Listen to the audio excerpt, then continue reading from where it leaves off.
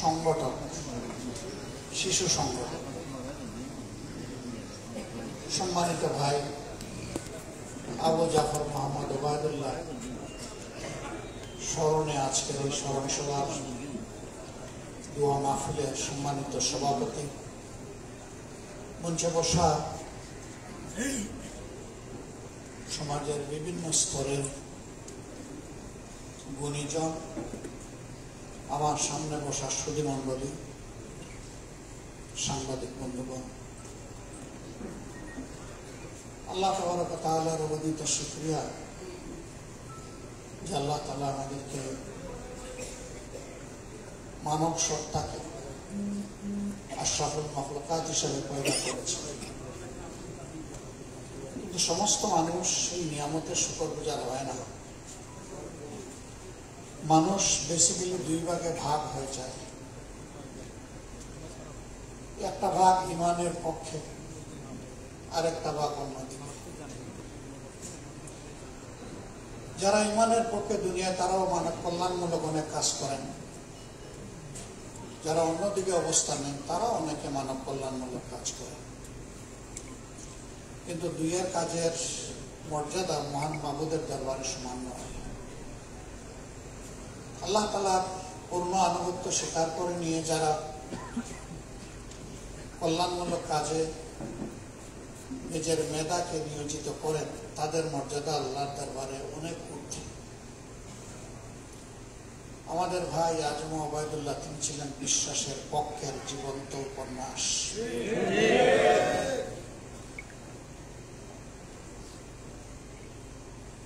মানুষ বিভিন্নভাবে শিখে, দেখে শিখে, শুনে শিখে, পড়ে শিখে, করে শিখে। তিনি এমনই একজন মানুষ যাকে দেখা যেত, যার কথা শোনা যেত, যাকে পড়া যেত,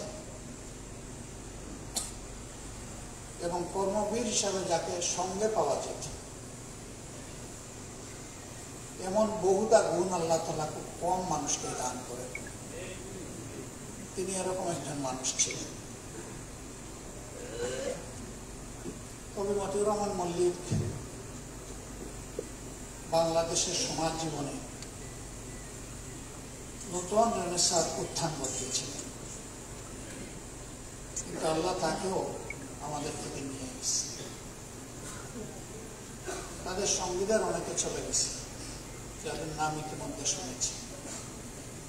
এরকমই আরেকজন ছিলেন মোস্তফা জামান আব্বাসী।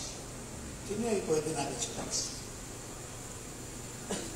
তিনিও শিশু এবং তরুণদের সাথে কণ্ঠন দিয়ে 90 বছর বয়স পর্যন্ত তিনি বিশ্বাসের পক্ষে গান গেয়ে গিয়েছিলেন। আল্লাহ তাকে সহ আমাদের সবগুলা ভাইকে জান্নাতের আলার দরজা দান।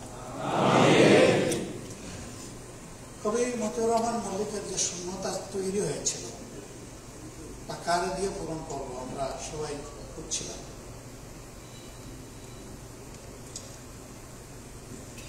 তখনই ইসলামী ছাত্র শিবিরের আরেকজন সাবেক কেন্দ্রীয় সভাপতি বলল যে আমার দেখা দায়িত্বশীলদের মধ্যে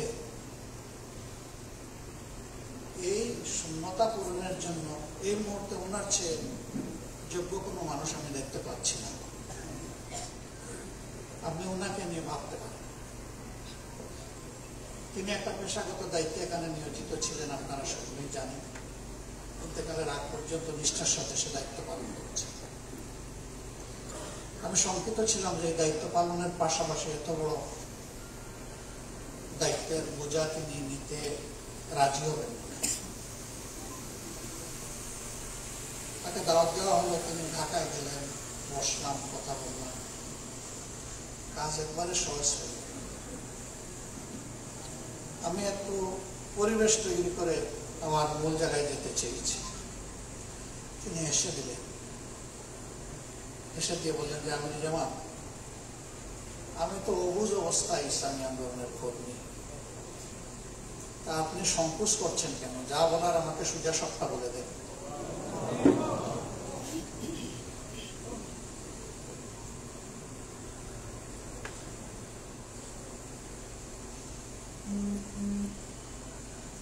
যখন এই গুরু দায়িত্বের কথা বললাম, একটা শব্দ উচ্চারণ অন্যরকম না করে বললেন, আপনাদের বিবেচনায় আমি কি এটার জন্য আমার মিনিমাম উপযুক্ততা আছে? বললাম যে সে কারণেই তো আপনাকে কষ্ট দেব। কোনো কিছু বললেন না, বললেন আলহামদুলিল্লাহ।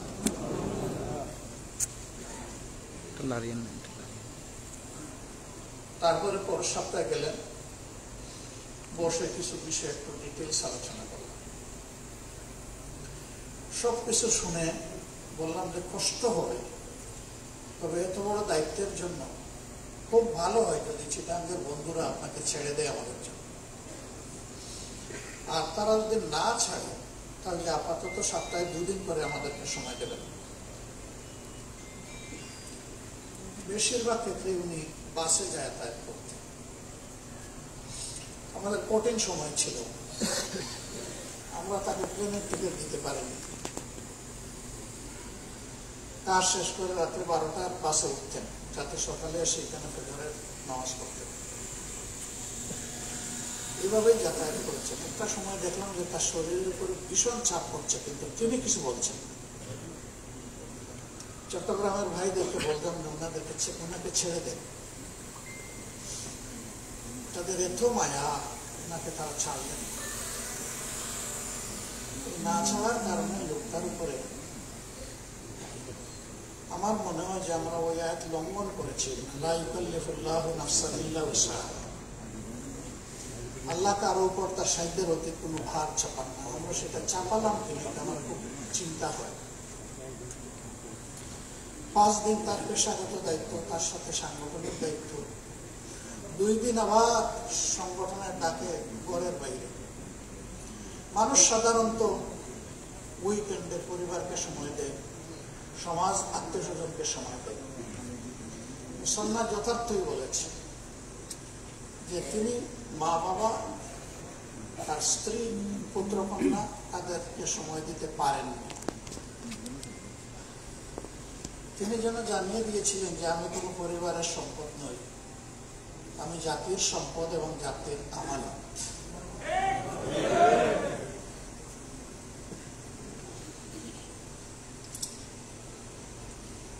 নিঃসন্দেহে তারা বঞ্চিত হয়েছে। সে যেমনটি দোয়া করেছে, আমরাও দোয়া করি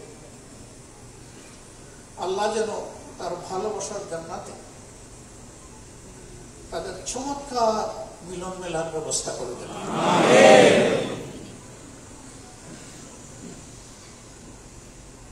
আসলে গুণী মানুষ যতদিন বেঁচে থাকে তার কদর অনেক সময় সমাজ বুঝে না, কিন্তু যখন তার অস্তিত্বের অনুপস্থিতি দেখা দেয় তখন সবাই হাড়ে হাড়ে টের পায়। সূর্যের মূল্য অমাবস্যার রাতে বোঝা যায়, আমরা এখন সেটাই টের পাচ্ছি। তারপরে আমাদের 3টা উইঙ্গের গুরুদায়িত্ব ছিল, সাহিত্য, সংস্কৃতি এবং শিক্ষা।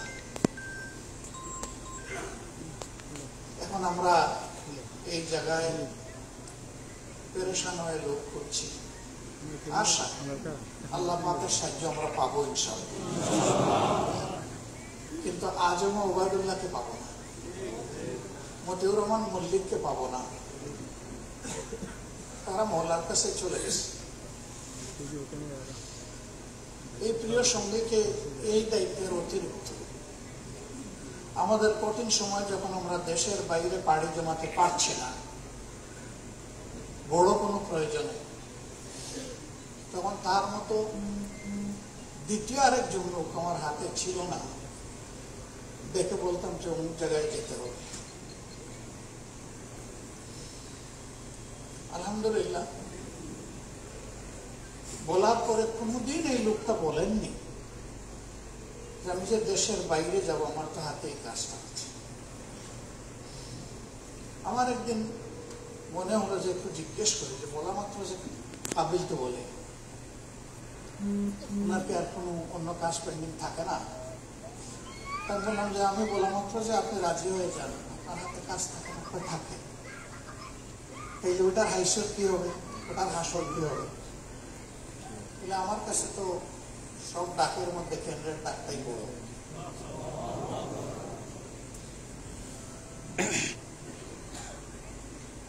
এরকম বহুমুখী প্রতিভার একটা মানুষ, তাকে যখন পাঠাইতাম তার একটা অনন্য বৈশিষ্ট্য ছিল। বিদেশ থেকে ফিরে এসে ওয়েল ড্রাফটেড একটা নোট তিনি আমাকে দিতেন। এয়ারপোর্ট থেকে শুরু করে এয়ারপোর্টে আবার ফিরে আসা পর্যন্ত তিনি কি করে এসেছেন। তার সাথে বিদেশে গেলে স্বাভাবিক টুকটাক খরচ হয়, এত হাত খরচ দিতাম। ওই রিপোর্টের সাথে একটা ভাউচার পিন আপ করে দিতেন এবং কিছু টাকা পিন আপ করে দিতেন। একবার এই টাকা গণতে গিয়ে দেখি যে যা দিয়েছি তার চেয়ে ডাবলের চেয়ে বেশি। এমন আমাদের ব্যবসা কোথায় করছে, মানে আমি তো কোনো ব্যবসা করতে দিই, টাকা দিলাম এত, ফেরত পাইলাম এত, হিসাব পাচ্ছে না, কোনো খরচ হয় নাই। বলে যে হ্যাঁ কিছু খরচ হয়েছে। বললাম এগুলো বাড়লো কেন? বলে যে আমি গিয়েছি তো বিভিন্ন লোক চাপ দিয়ে হাতের মুঠির মধ্যে কিছু হাত দিয়ে ঢুকে গেছে।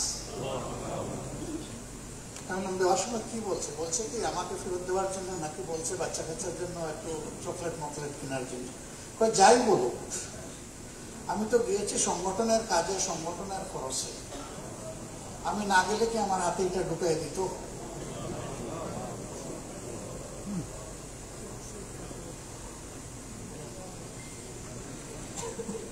এটাই জীবন্ত উপন্যাস।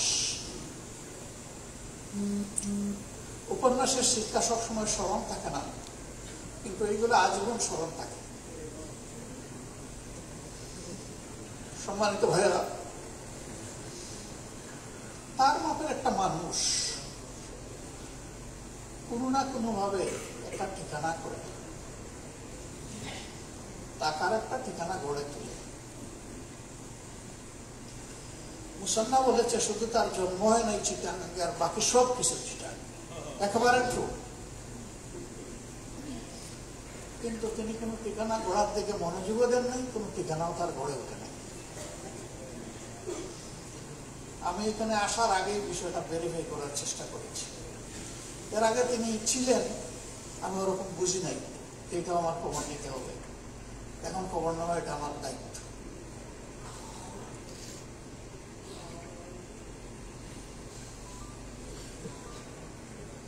যে লোকটা সংগঠনের ডাকে কখনো জিজ্ঞেস করে নাই কবে, কোথায়, কখন, সেই লোকটা আমাদের সম্পদ এবং তার পরিবার আমাদের কাছে আমানত। এটা সবাই আমরা স্বীকার করি কিনা? এখানে দায়িত্বশীল আছেন, আমার সহকর্মীরা আছেন। আমি অনুরোধ করব আমার পরবর্তী সফরের আগে চিটাগাঙ্গে এদের জন্য একটা ঠিকানা যেন তৈরি হয়েছে।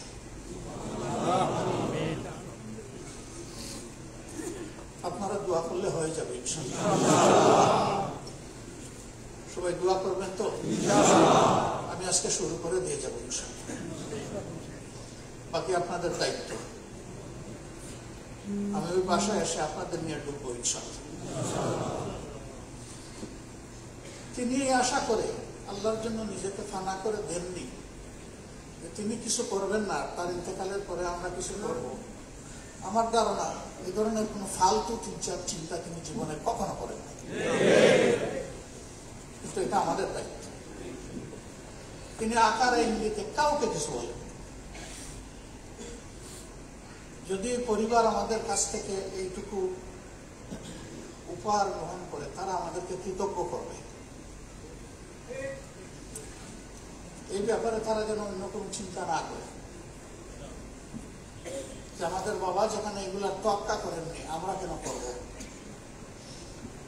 এটা তোমাদের পিতার, ভাইদের, বন্ধুদের আবেগের এক ফোঁটা চোখের পানি মিশানো উপহার। তোমরা ইনশাআল্লাহ এইভাবে কবুল করবা। বাকিটা কি হবে আমি দায়িত্বশীলদের সাথে পরামর্শ করব। আপনারা দোয়া করবেন আপনাদের ভাইয়ের জন্য, এই পরিবারের জন্য। আল্লাহ তার ঘাটতিটা আমাদেরকে পূরণ করে দিন। তার পরিবারের সদস্যদেরকে আল্লাহ তাআলা খালেসভাবে দিনের জন্য কবুল করুন। গোটা পরিবার, পিতার পরিবার, শ্বশুরের পরিবার, মায়ের পরিবার, শাশুড়ির পরিবার, আল্লাহু আকবার, দুনিয়ায় এক জীবন্ত জান্নাতের বাগান। সবগুলো মানুষ খালেসভাবে দিনের এই খেদমতের সাথে জড়িত, ঈর্ষণীয়। এটাও আমাদের জন্য আরেকটা উদাহরণ হোক, দোয়া করি। আমার আজকে চিটাগাং আসাটা আসলে মূলত ওনার পরিবারকে সম্মান দেখানোর জন্য, দোয়া চাওয়ার জন্য আসছি বলে ওনারা এই প্রোগ্রামগুলো রেখেছেন। এটা আমি জানতাম না, পরে যখন স্কেডিউল পাঠিয়েছেন তখন দেখলাম যে এরকম একটা আয়োজন। আমার ভাইয়ের ব্যাপারে মানসিকভাবে আমি এখন একটু ইমোশনাল স্টেজে আছি। আমি কথা বলতে গিয়ে সীমা লঙ্ঘন করলে আল্লাহ আমাকে ক্ষমা করুন, আপনারাও আমাকে ক্ষমা করবেন। এবং মনে রাখবেন, সংগ্রামে, পথ চলায়, লড়াইয়ে, আল্লাহর দিন কায়েমে আমরা একটা মাত্র দেহের সমান। আমরা পরস্পর একই দেহের বিভিন্ন অঙ্গ প্রত্যঙ্গ। আল্লাহ তাআলা এই অনুভূতি নিয়ে বুনিয়ানুল মারসুসের এই সম্পর্ককে দিনের পর দিন আরো বেশি মজবুত করার তৌফিক আমাদেরকে দান করুন। তার এই মওত, তার এই ইন্তেকাল নতুন করে চট্টগ্রামের সমাজ, রাজনীতি এবং সংস্কৃতিতে একটা রেনেসার জন্ম দেব, আমি আল্লাহর দরবারে দোয়া করি। আল্লাহ রাব্বুল আলামিন আয়োজক ভাইদেরকে উত্তম জাযা দান করুন।